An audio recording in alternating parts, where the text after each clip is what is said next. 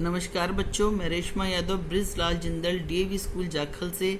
आज हम कर रहे हैं 11वीं कक्षा की हिंदी की पुस्तक आरोह भाग 1 में काव्यखंड कविता आओ मिलकर बचाएं, जिसकी कवित्री है निर्मला पुतुल। इनका जन्म जो है वो दुमका झारखंड में सन 1972 में हुआ। इनका जन्म एक आदिवासी परिवार में हुआ। आदिवासी समाज जहां भोलेपन, सादगी और कठोर परिश्रम के गुणों से युक्त हैं, वहीं उनमें अशिक्षा, अज्ञान, कुरीतियां, अंधविश्वास जैसे दोष भी हैं। आदिवासी समाज के इन सकारात्मक एवं नकारात्मक दोनों स्वरूपों का कवित्री ने अपनी कविता में निरूपण किया है। इनकी अन्य रचनाएं हैं नगाड़े की तरह बजते शब्द और अपने घर की तलाश में।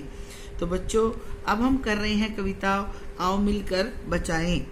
अपनी बस्तियों को नंगी होने से, शहर की आबो हवा से बचाएं उसे, बचाएं डूबने से। पूरी की पूरी बस्ती को हांडिया में अपने चेहरे पर, संथाल परगना की माटी का रंग, भाषा में झारखंडीपन। बस्तियां मनुष्य के रहने का स्थान, आबोहवा जलवायु। संथाल परगना, संथाल नामक क्षेत्र विशेष। झारखंडी मतलब होता है झारखंड का पुट। बच्चों, इसमें जो कवित्री है वो पूरी मानव जाति से आग्रह करती है कि अगर हम कोशिश करें तो बस्तियों को नंगा होने से बचा लें। कहने का भाव क्या है कि प्रकृति के लगातार जो विनाश हो रहा है प्रकृति का, उसको हम संभाल लें। जो बस्तियां पेड़ पौधों की संपदा के साथ मानव में भी रहित होती जा रही हैं, जब प्रकृति का अस्तित्व खतरे में है तो मानव का अस्तित्व तो खतरे में पड़ेगा ही। शहर में जो प्रदूषण की जलवायु फैली है, उससे हम अपनी हरी भरी बस्तियों को बचा सकते हैं। जिस प्रकार शहरों में कारखानों, इमारतों के निर्माण और वन संपदा का जो विनाश हो रहा है, उसी प्रकार यदि शहरों की ये हवा बस्तियों तक फैल गई तो इन बस्तियों का अस्तित्व भी मिट जाएगा। यहाँ संथाली समाज में फैली कुरीतियों की तरफ भी ध्यान दिलवाते हुए कवित्री कहती है कि चलो हम सब प्रयास कर पूरी बस्ती को अशिक्षा और कुरीतियों के नशे में डूबने से बचाएं। हम कोशिश करें तो लोगों में अशिक्षा, अंधविश्वास जैसी बुराइयां समाप्त हो सकती है। आदिवासियों का जो जीवन है वो संकट में पड़ जाने के कारण उनके चेहरे से तो मानो संथाल क्षेत्र की मिट्टी का रंग उड़ने लगा है। इसलिए हमारा कर्तव्य है कि हम आदिवासी समाज के अस्तित्व, उनकी खुशियों और भाषा को कायम रखने की भरकस कोशिश करें। ठंडी होती दिनचर्या में जीवन की गर्माहट, मन का हरापन, भोलापन, दिल का अखड़पन, जुझारूपन भी, भीतर की आग, धनुष की डोरी, तीर का नुकीलापन, कुल्हाड़ी की धार, जंगल की ताजा हवा, नदियों की निर्मलता, पहाड़ों का मौन, गीतों की धुन, मिट्टी का सौंधापन, फसलों की लहलहाहट। दिनचर्या, बेटा दिनचर्या का अर्थ है दैनिक कार्य। गर्माहट, नवीन उत्साह। मन का हरापन, मन की खुशियाँ। अक्खड़पन, किसी बात को लेकर रुखाई से तन जाना। जुझारूपन, संघर्ष करने की प्रवृत्ति। भीतर की आग, उत्साह करने वाली शक्ति।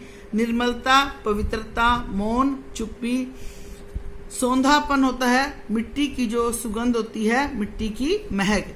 यहाँ कवि जो कवित्री है उसका कहना है कि आज प्रकृति पर निर्भर आदिवासी का स्वाभाविक दिनचर्या जो है वो समाप्त होती जा रही है। उसके जीवन का उत्साह और मन की खुशियों का अंत होता जा रहा है। हम अपने प्रयासों से विस्थापित होती इस जाति को उसका खोया हुआ उत्साह और मन की खुशियाँ लौटा सकते हैं। बच्चों, यहाँ कहने का भाव है कि हम उनके भोलेपन और अक्खड़पन की भावना को बचा सकते हैं। आदिवासी जो अपने किसी भी कार्य की पूर्णता के लिए तन जाने का भाव रखते हैं और निरंतर संघर्ष करते रहने की भावना जिनमें है, वे प्राकृतिक विनाश के कारण अपना अस्तित्व खोते जा रहे हैं। उनके भीतर जो जलती परिश्रम की आग है वह ठंडी हो रही है। धनुष, तीर और कुल्हाड़ियाँ जो उनकी दिनचर्या के अंग थे, आज उनका अस्तित्व भी खतरे में पड़ गया है। यानी कि आदिवासी जो है वो समाज है वो शिकार पर निर्भर रहता है, परंतु आज प्रकृति का विनाश जो है हो रहा है और इस विनाश की छाया आदिवासियों पर पड़ने लगी है। हम अपने प्रयासों से उनकी धनुष की डोरी, तीरों की तीव्रता और कुल्हाड़ियों की धार को मिटने से बचा सकते हैं। यहाँ कवित्री का कहना है कि सबसे पहले हमें क्या बचाना चाहिए? प्रकृति को बचाना चाहिए।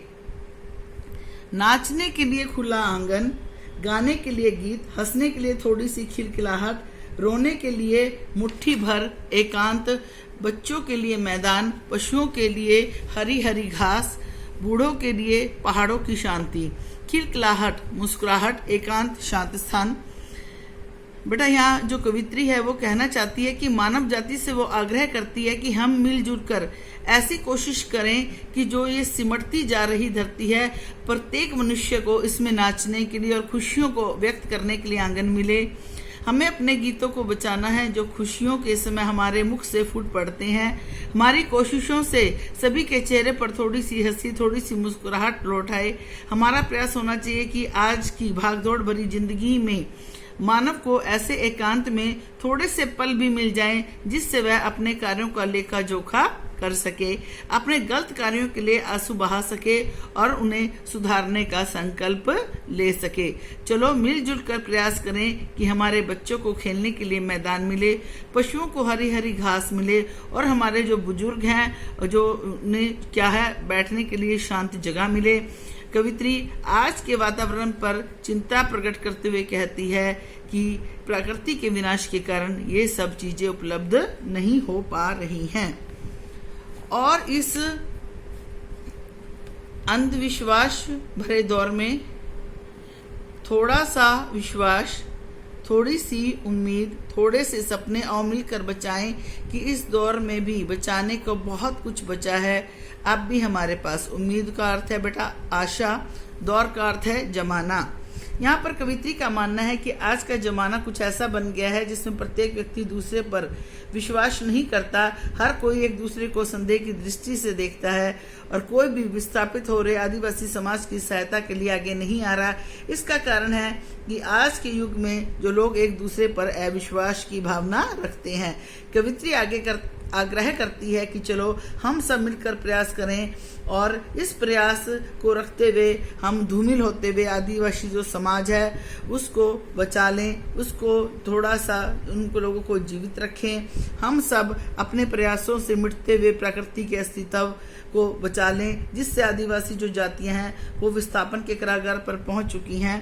हम अपनी कोशिशों से उनके इस विनाश को रोक सकें, यानी कि चलो मिलकर कोशिश करें और प्राकृतिक संपदा और समाज को बचा लें। बच्चों ये थी इस कविता की व्याख्या। अब इस कविता के जो प्रश्न है वो है माटी का रंग प्रयोग करते हुए किस बात की ओर संकेत किया गया है? माटी का रंग प्रयोग करते हुए कवित्री ने संताल क्षेत्र में रहने वाले आदिवासियों के विस्थापन होते जीवन और उनके अस्तित्व की पहचान की ओर संकेत किया है। कवित्री चाहती है कि संपूर्ण मानव जाति प्रयास करे और जो प्रकृति का विनाश है और जो आदिवासियों का जो समाज है उनको बचाया जा सके। भाषा में झारखंडीपन से क्या अभिप्राय है? भाषा में झारखंडीपन से अभिप्राय है भाषा में आए झारखंड प्रदेश की क्षेत्रीय प्रभाव से है। क्षेत्रीय आधार पर भाषा का स्वरूप बदल जाता है। भाषा में क्षेत्रीयता के गुण अपने आप सम्माहित हो जाते हैं। यही क्षेत्रीयता का प्रभाव जातियों की पहचान बन जाता है। दिल के भोलेपन के साथ साथ अक्खड़पन और जुझारूपन को बचाने की आवश्यकता पर क्यों बल दिया गया है? दिल का भोलापन मानव को छल कपट से दूर रख प्रेम और भाईचारे का जीवन जीने की प्रेरणा देता है, तो स्वभाव का अक्खड़पन और जुझारूपन काम को पूरी लगन और मेहनत से एकाग्रचित होकर करने की शक्ति प्रदान करता है। प्रस्तुत कहानी आदिवासी समाज की किन बुराइयों की ओर संकेत करती है? इसमें जो है कवित्री का संकेत है वह है कि वनों से प्राप्त लकड़ी, शिकार आदि के द्वारा जो दिनचर्या चलती थी, आज वनों का जो है विनाश हो चुका है। आदिवासी समाज के अस्तित्व के खो जाने का खतरा पैदा हो रहा है। ये लोग अशिक्षित हैं। शिक्षा के अभाव में, जागरूकता की कमी के कारण ये व्यवसाय की ओर उन्मुख नहीं होते। उनमें विस्थापन का खतरा पैदा होते ही वे अपना उत्साह जो है वो उत्साह छोड़ देते हैं। इस दौर में भी बचाने के लिए बहुत कुछ है। इससे क्या आशय है?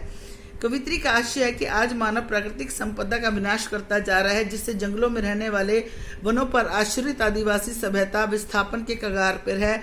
अभी भी ऐसा बहुत कुछ है जिसे हम अपने प्रयासों से बचा सकते हैं। लोगों का विश्वास बचाया जा सकता है। टूटी हुई उम्मीद को जीवित करके हम अपने प्रयासों से उनमें आशा की किरण दिखा सकते हैं। लोगों के धूमिल जो सपने पड़ गए हैं उन्हें हम जीवित कर सकते हैं। इसलिए कवित्री ने कहा है कि अभी बहुत कुछ है यहाँ बचाने के लिए। बच्चों, ये हैं इसके अभ्यास के प्रश्न, और ये आपने सभी प्रश्न अपनी जो फेयर नोटबुक पे है उस पर उतारने हैं। धन्यवाद।